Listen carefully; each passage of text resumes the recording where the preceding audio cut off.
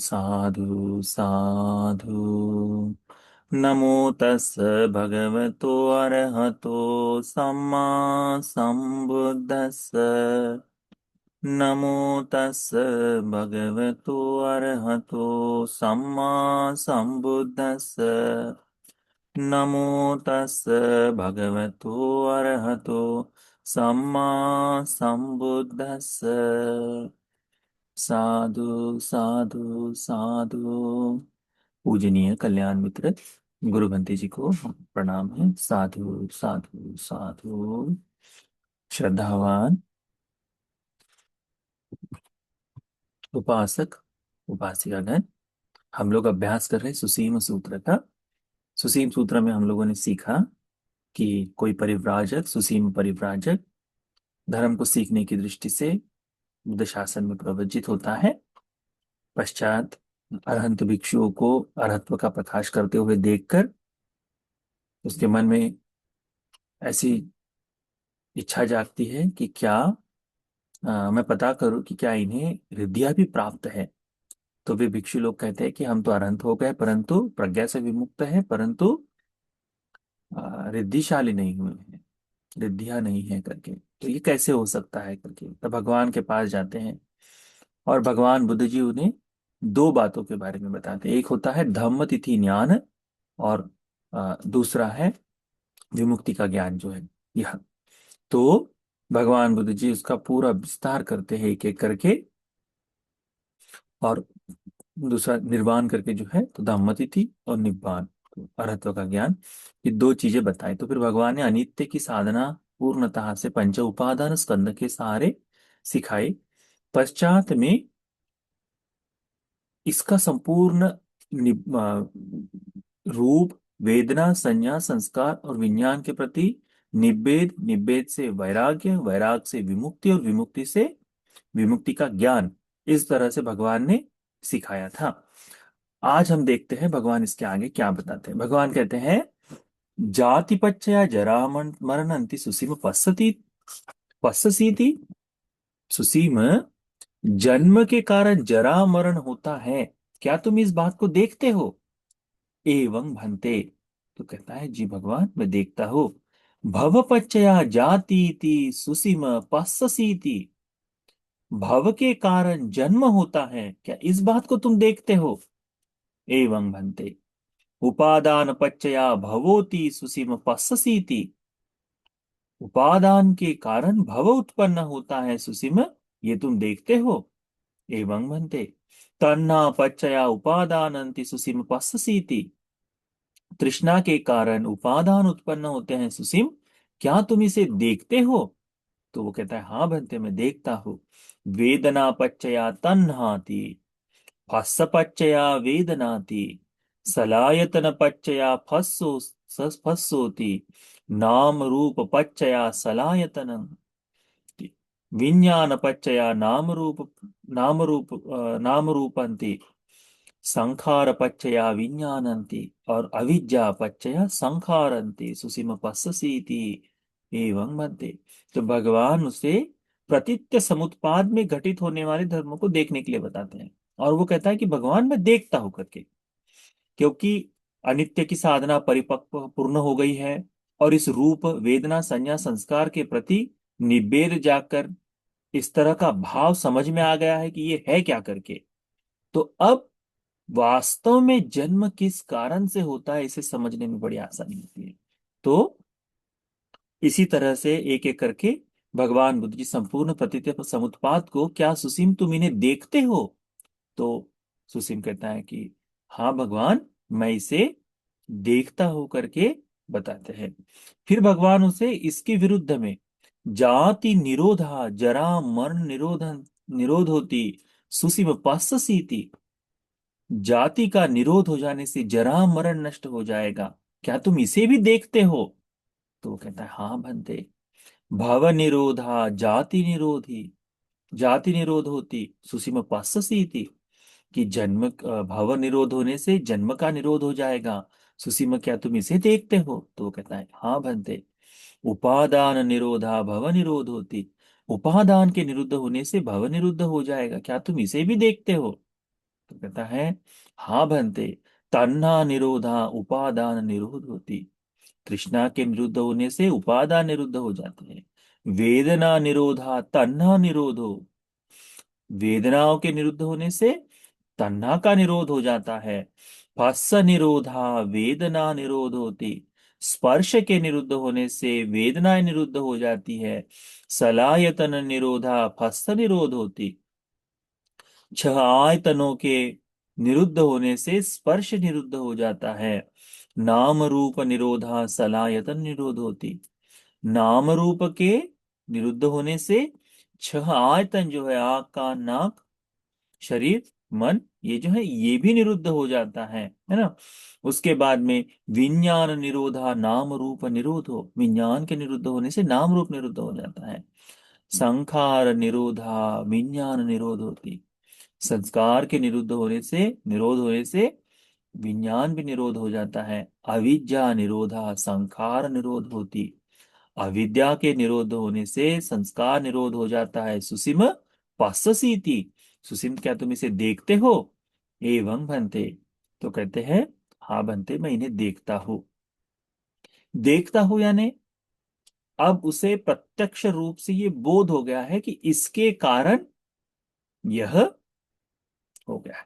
अब वो देख रहा है, तो अब इसमें कहीं नहीं मैं अभी नहीं देखता, कल तक देख रहा था आज नहीं देखूंगा, ऐसा नहीं होता। एक बार देख लेने से देख लिया जाता है वह, है ना। धम्मतिथि ज्ञान ऐसा है कि धर्म भी स्थिर हो गया है उसमें, अब उसमें आकर बैठ गया है। अब जैसा धर्म है उसे वैसा का वैसा देख रहे हैं। तो फिर भगवान पूछते हैं कि अपिपनत्वं सुसीम, हे सुसीम अब मुझे बताओ, एवं जानंतो एवं पश्यंतो, इस प्रकार से तुम जानते हुए, इस प्रकार से तुम देखते हुए, अनेक विहितं इद्धि विदं पच्छनुभोसि, क्या तुम अनेकों प्रकार की रिद्धियों को देख रहे हो? एकोपि हुत्वा बहुधा होते, यानी एक होकर बहुत हो जाना, बहुत होकर एक हो जाना, अदृश्य हो जाना, प्रकट हो जाना, दीवाल के आर पार कहीं भी चले जाना, जैसे आकाश में चलते हैं, है ना। पृथ्वी में पानी की तरह, पृथ्वी में जल की तरह गोते लगाना, जैसे हम जल में लगाते हैं। जल में पृथ्वी की तरह चलना, जैसे पृथ्वी पर चलते हैं। या फिर आकाश में पालती लगाकर बैठ जाना, पक्षियों की तरह, जैसे पक्षी बैठते हैं वैसे। या फिर इस संपूर्ण सूर्य चंद्र आदि महारिद्धिमान इतने बड़े विशाल भाग को या ब्रह्मलोक तक अपनी काया से स्पर्श कर लेना, काया से अपने वश में रख लेना, क्या ये तुम्हें संभव है? क्या ये तुम देखते हो? नो हे तंग बनते, यानी धर्म का बोध होना रिद्धि की प्राप्ति नहीं है। रिद्धि ये पुण्य का अतिरिक्त लाभ है, इसको ध्यान में रखिएगा। ठीक है, ये रिद्धि अतिरिक्त लाभ है। धर्म का बोध हो गया कि हाँ, मुझे इसके निरुद्ध होने से ये निरुद्ध होता है, इसे मैंने देख लिया है। पस्सी बनते करके कहता है, बनते मैं देखता हूं करके। तो भगवान कहते हैं, जब तुम जानते हो देखते हो, तो क्या तुम्हें ये रिद्धियां प्राप्त है? तो वो कहता है, नहीं बनते।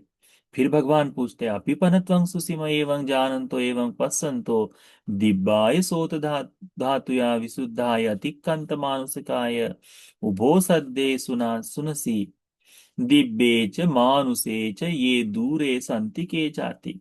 कहते हैं कि इस तरह से जब तुम धर्म को देख रहे हो सुसीमा, ये जितना देखने का विस्तार किए, ये देख रहे हो, इसे जानते हुए देखते हुए, क्या तुम में दिव्य स्रोत उत्पन्न हो गया है?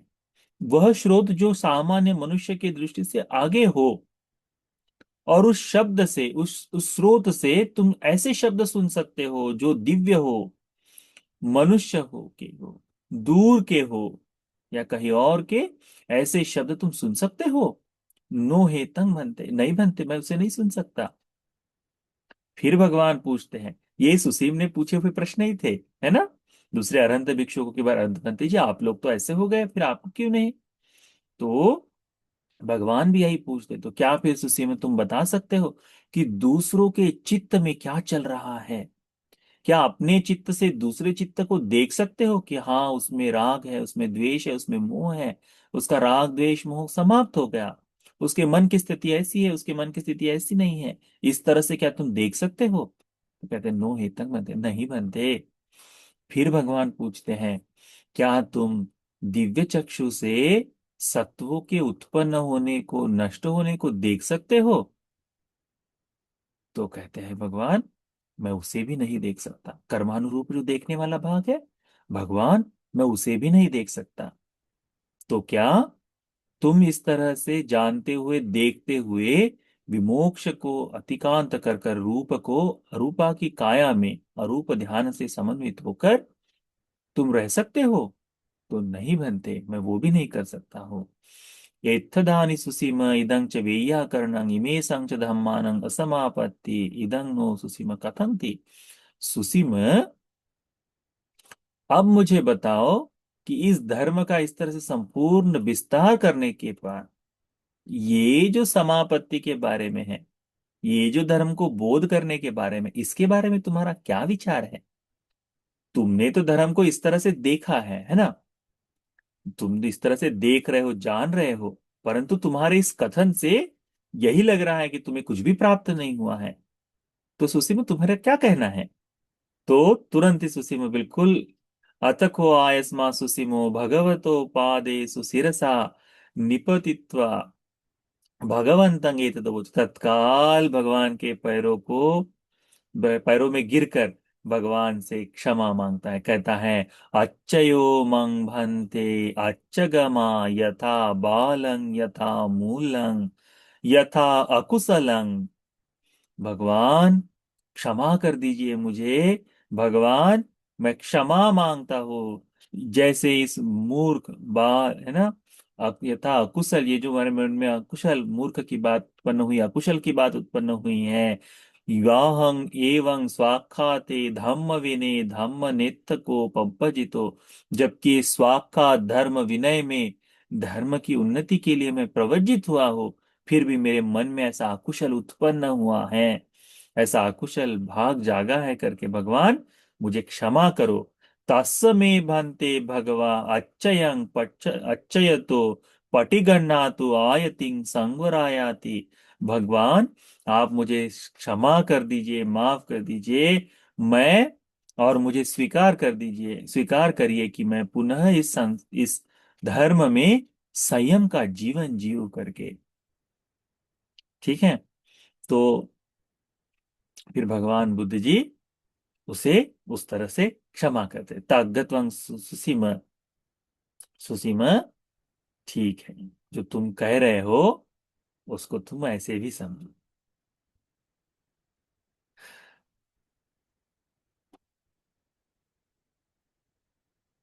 सुसीम, वास्तव में तुमने अपराध तो किया है ना?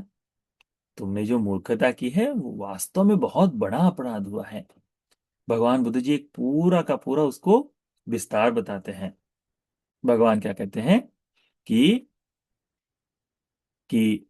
सुसीम, तुमने वास्तव में ऐसा अपराध किया है, ये मूर्खतापूर्ण बालपूर्ण कर्म किया है, अकुशली किया है, जो इस धर्म विनय में, है ना, जहाँ धर्म के नेत्र हैं, जहाँ निर्वाण का मार्ग प्रशस्त है, वहां पर तुमने इस तरह का अकुशल, तो ये दोष युक्त ही है। अब तुम क्षमा मांग रहे हो। तो भगवान कहते, किस तरह से ये था सुसीम चोरंग आगुचारिंग हित्वा रण्युदस्येयुं। कोई चोर चोरी करते हुए पकड़ा जाए, तो उसके जो दास है, राजा के सिपाही है, वो पकड़कर राजा के पास ले आए। अयं ते देवो देव चोरो आगुचारे। देव, महाराज, यह चोर है, तो इस चोर को इमस्य यंग इच्छसी तंग दंड पनीहिति, कि महाराज, इसे आप जैसा चाहे वैसा दंड दे दो। तो राजा उसको दंड देता है।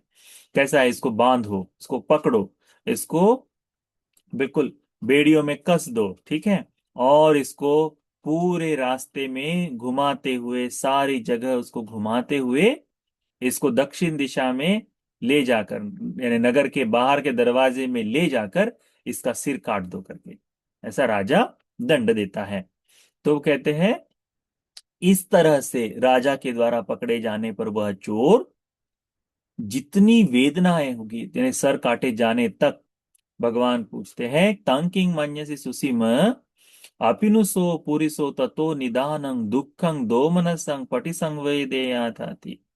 तो क्या तुम्हें लगता है सुसीम कि इस प्रकार से पकड़ा जाकर, इस प्रकार से मारते हुए पीटते हुए ले जा रहे उसे और उसका सर काट रहे हैं, तो क्या इससे उसे तकलीफ, दुख, दोमनस्य की वेदना उत्पन्न होगी?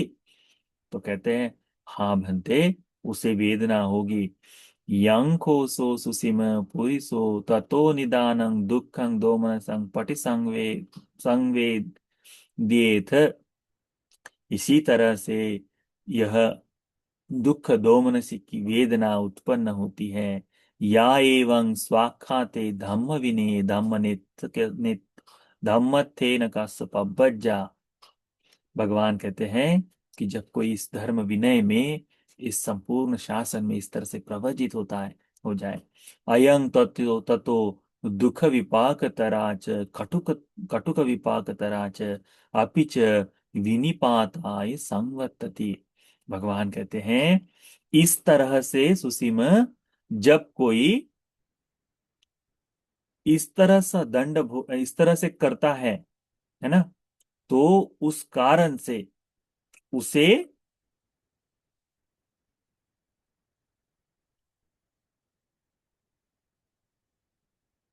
उसे दुख वेदना, कटुक वेदना और विनिपात, निरह जाने का ही भाव उत्पन्न होता है करके कहते हैं भगवान।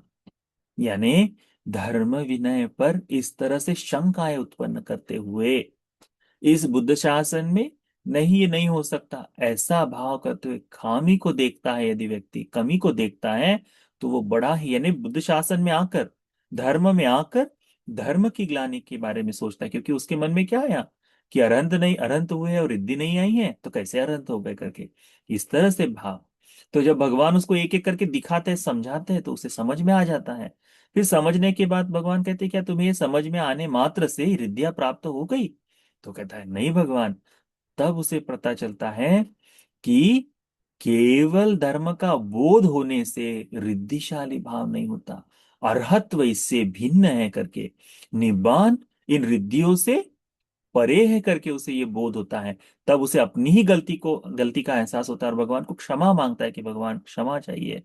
तो भगवान कहते हैं इस तरह से गलत दृष्टि से धर्म की साधना करने से, गलत दृष्टि से धर्म के प्रति भाव रखने से वह दुख विपाक को भोगने का भागी बनता है, कटुक विपाक को भोगने का भागी बनता है, और विनिपात में, निरय आदि में, चार अपायों में जाने का भागी बनता है करके भगवान कहते हैं।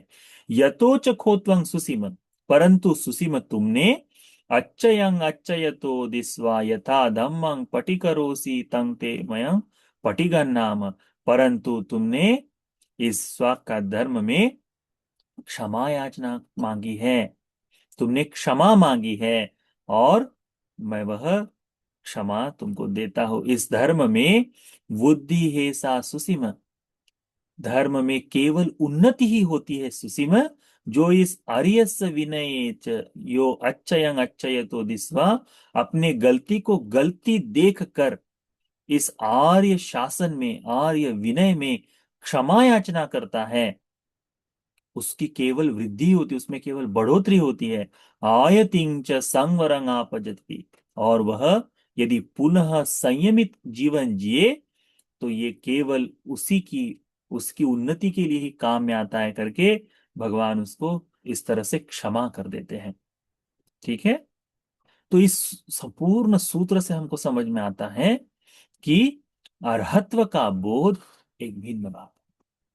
धर्म के लिए यदि किसी के मन में अकुशल जागता है, गलत, बुरी दृष्टि बाहरी व्यक्ति करे उसमें कोई आपत्ति नहीं, धर्म में आया हुआ, धर्म में आया हुआ यदि व्यक्ति इस तरह से चिंतन करे, तो फिर वहां वह बहुत ही भिन्न ऐसा भाव उत्पन्न हो जाता है। परंतु यदि उसको अपनी गलती का एहसास हो जाए और वो क्षमा मांग ले, तो इस बुद्ध शासन में क्षमा मांगना ये श्रेष्ठ धर्म है। क्षमा मांगते ही उसमें केवल अभिवृद्धि ही देखी जाती है, उसमें उसमें बढ़ोतरी, उन्नति ही देखी जा सकती है। इस बात को अच्छी तरह से ध्यान में रखो। तो भगवान बुद्ध जी ने सुसीम को धम्मतिथि ज्ञान के बारे में बताया कि धर्म की स्थिति का ज्ञान होता है, और एक होता है निब्बान, तो एक निर्वाण का ज्ञान होता है। इन दो चीजों का संपूर्ण विस्तार करते हुए भगवान ने इस सूत्र में सुसीम को बहुत सुंदर तरह से निर्वाण तक का मार्ग बताया है। और सुसीम भंते जी ने अपनी गलती को स्वीकार करके भगवान से क्षमा याचना भी की। तो इसको इस तरह से अच्छी तरह से ध्यान में रखो। हमारे जीवन में भी स्वाक्षात धर्म के प्रति यदि किसी तरह का दोष उत्पन्न हो जाए हमारे मन में, तो उसकी क्षमा याचना कर लेनी चाहिए, क्योंकि यह स्वाक्षात धर्म केवल निर्वाण की दिशा में जाने वाला है, इसीलिए। ठीक है। तो इस सूत्र को, इस धर्म का उपदेश आप सभी को इस बुद्ध शासन में धम्मतिथि ज्ञान तथा निब्बान ज्ञान के प्रति जागरूक हो जाने के लिए और इसके बोध के लिए उपकारी हो जाए। साधु साधु साधु।